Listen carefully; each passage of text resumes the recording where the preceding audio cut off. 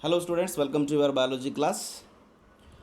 जैसे कि हमने पिछले क्लासेस में गैमेटोजेनेसिस के बारे में स्टडी किया कर रहे थे, जहाँ पर हमने डिटेल्स में जाना स्पर्मेटोजेनेसिस और ooजेनेसिस के बारे में।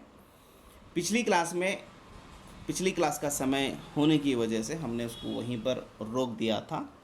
तो आज की क्लास में हम जानेंगे कुछ सर्टेन स्टेप्स इन ooजेनेसिस। बच्चों, एक चीज़ मैं आपको यहाँ रिमाइंड करना चाह रहा हूँ, स्पर्मेटोजेनेसिस और ooजेनेसिस का ये जो फ्लो आप देख रहे हैं, ये जो स्टेप देख रहे हैं, ये स्टेप 5 मार्क्स के लिए एग्ज़ाम में पूछा जाता है।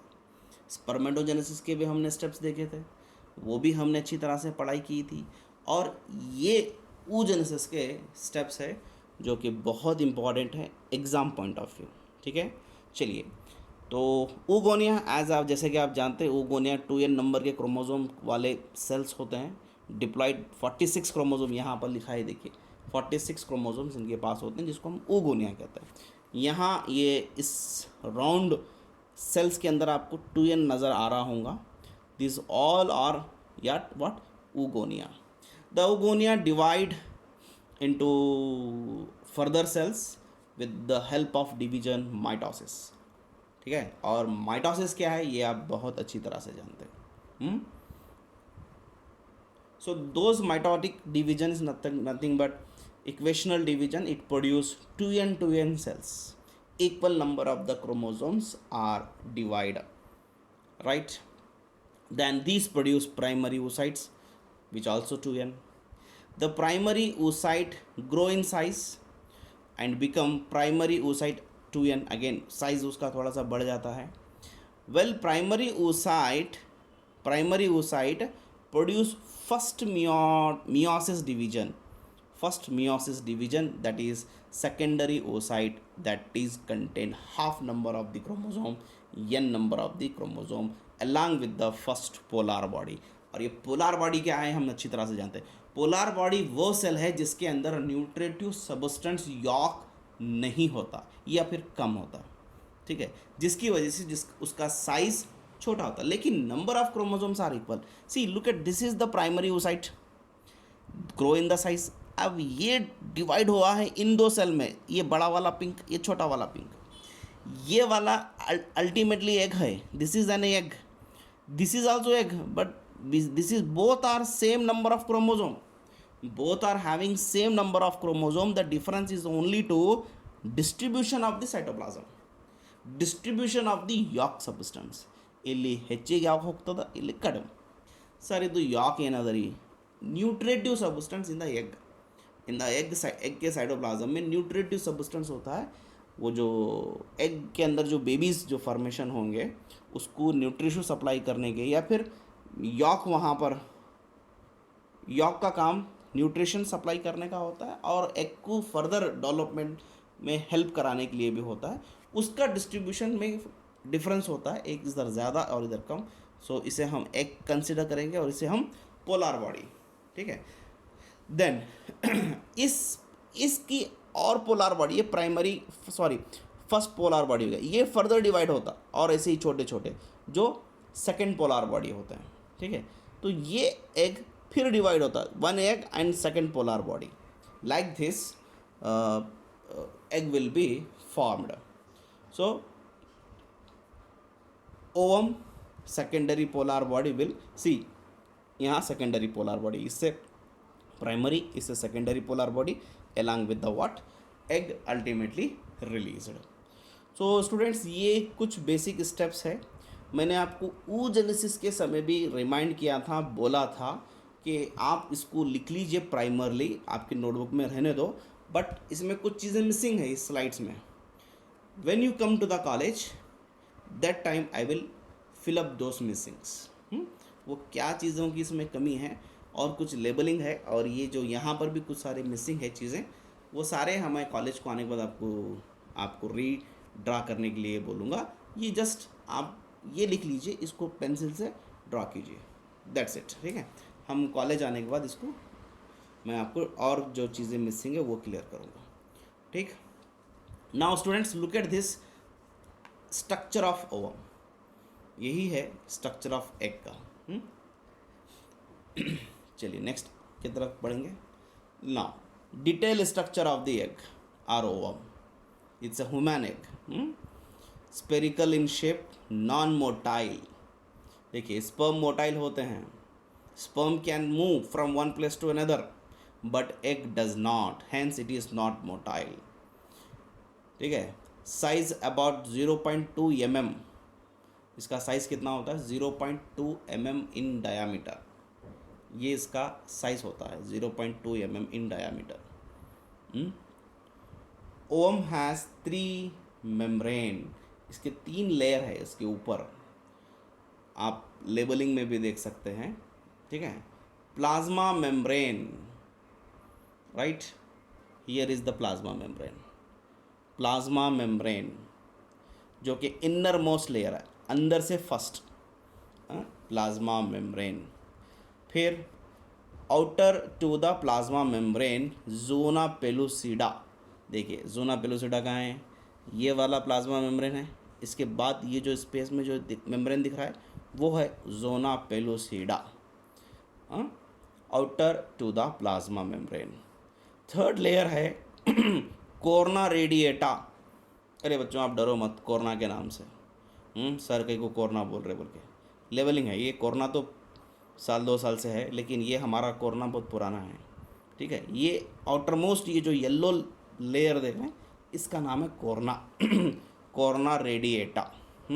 Outer layer formed of follicle cells. जो बाहर का लेयर है फॉलिकल सेल्स उसके पास होते हैं. ठीक है. सेंटर में आपको यहाँ न्यूक्लियस मिलेगा.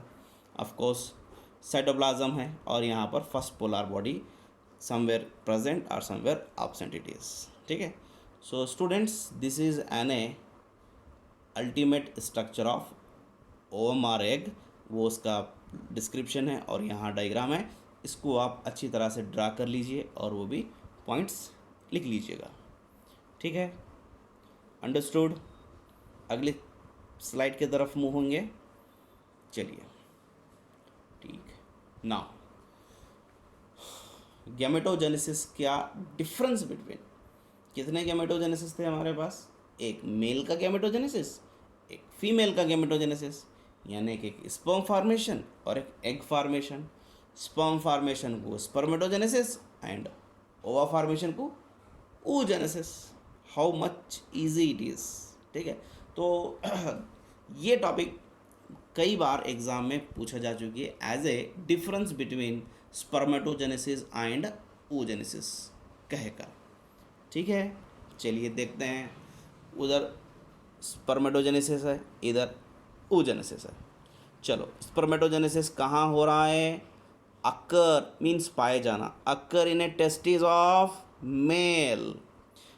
देन इधर देखिए राइट साइड oogenesis कहाँ अक्कर हो रहा है, कहाँ पाया जा रहा है? Occur in a ovary of a female.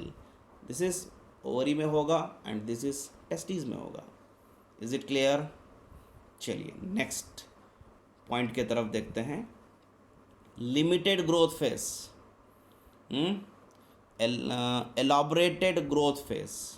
यहाँ इसका ग्रोथ जो होता है एक लिमिट में होता है. यहाँ ग्रोथ ज़्यादा होता है, बढ़कर होता है. ठीक है. Then each primary spermatocyte gives how many sperms? हमने देखा था, हमने पढ़ा था 4 sperm. 4 sperms are produce by single primary oocyte. ಅದೇ ರೀತಿ ಈಚಕ್ಕೆ ನೋಡ್ರಿ, each primary oocyte gives only 1 ovum. यहाँ सिंगल, यहाँ पर 4. इसलिए ए सिंगल इजैकुलेशन में कितने स्पर्म्स होते हैं? 200 से 300 million, 200 to 300 million sperms are in a ejaculation, एक इजैकुलेशन में. अದೇ ರೀತಿ in a one cyclic, in a one period, in a 1 month, the female is going to produce how many eggs? Single egg. Okay. Now there is no polar body formation. Spermatogenesis में polar body नहीं होती. सारे के सारे sperms बनते हैं, इसलिए वो मिलियंस में चले जाते हैं.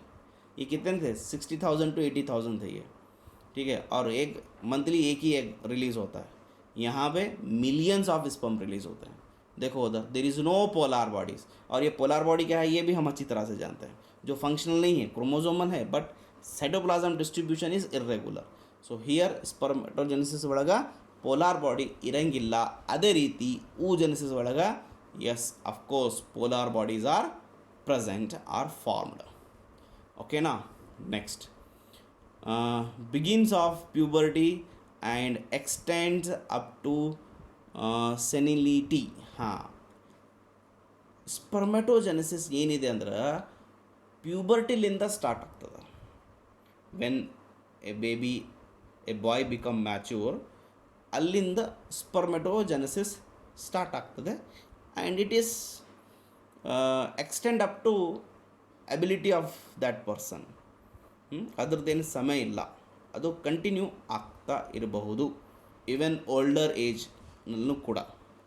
ಅದೇ ರೀತಿ ಊಜೆನೆಸಿಸ್ ಹಂಗಿಲ್ಲ. ಇದನ್ನು ಪಾಯಿಂಟ್ ನೋಡ್ರಿ, ಊಜೆನೆಸಿಸ್ ಒಳಗಡೆ ಆ ರೀತಿ ಇಲ್ಲ. ಬಿಗಿನ್ಸ್ ಇನ್ ಎಂಬ್ರಿಯಾನಿಕ್ ಸ್ಟೇಜ್ ಓನ್ಲಿ. ಅಲ್ಲೇ ಸ್ಟಾರ್ಟ್ ಆಗಿದೆ ಅದು. ಆ ಮಗು, ಆ ಫಿಮೇಲ್, ಆ ಹುಡುಗಿ ತಾಯಿ ಹೊಟ್ಟೆ ಒಳಗಿದ್ದಾಗೆ its oogenesis begin with the number of eggs stages, but suspend up to the puberty. Yes, how interesting it is. ಆ ಹುಡುಗಿ ತಾಯಿ ಹೊಟ್ಟೆ ಒಳಗಿದ್ದಾಗೆ ಅಷ್ಟು ಎಗ್ಗನ್ನು ರೆಡಿಯಾಗಿದ್ದೇವೆ. ಆಫ್ಟರ್ ಬರ್ತ್, ಆಫ್ಟರ್ ಡೆಲಿವರಿಯಲ್ಲಿ ನೋಡಿದ್ದೀವಿ ನೋಡ್ರಿ, ಹಿಂದಿನ ಸ್ಲೈಡ್ ಒಳಗೆ ಸಿಂಗಲ್ ಎಗ್ನೂ ಕೂಡ ಆ್ಯಡ್ ಆಗಲ್ಲ. ಬಟ್ ದಟ್ ವಾಸ್ ಸಸ್ಪೆಂಡ್, ಸುಮ್ಮನೆ ಇರ್ಬಿಡ್ತಾವೆ. ಎಲ್ಲಿಂತನ? ಪ್ಯೂಬರ್ಟಿ ತನ. After the age, when they reach to the age up to 11, 12, 13, ಈ ಏಜಿಗೆ ಬಂದಾಗ the puberty will start. Then she is going to produce an egg, monthly egg. Okay, it ceases means stop. The formation of egg oogenesis is going to be complete stop around the age of 50 age, near about 50, and a female is going to be stop production of egg. That is the monopause. ಆ ಫೇಸಿಗೆ ನಾವು ಏನಂತೀವಿ ಅಂದರೆ ಮೊನೋಪಾಸ್ ಅಂತೀವಿ.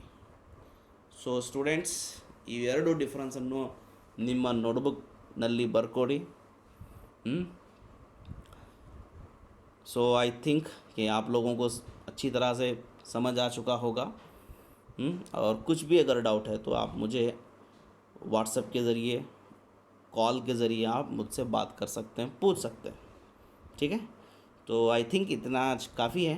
आप notes बनाइए अच्छी तरह से और मुझे व्हाट्सएप कीजिए. नोट्स व्हाट्सएप कीजिए, नोट्स जो लिख रहे हैं उसे व्हाट्सएप कीजिए और अच्छी तरह से पढ़ लीजिए. ठीक है. सो अगली class will continue in the next period. Thank you.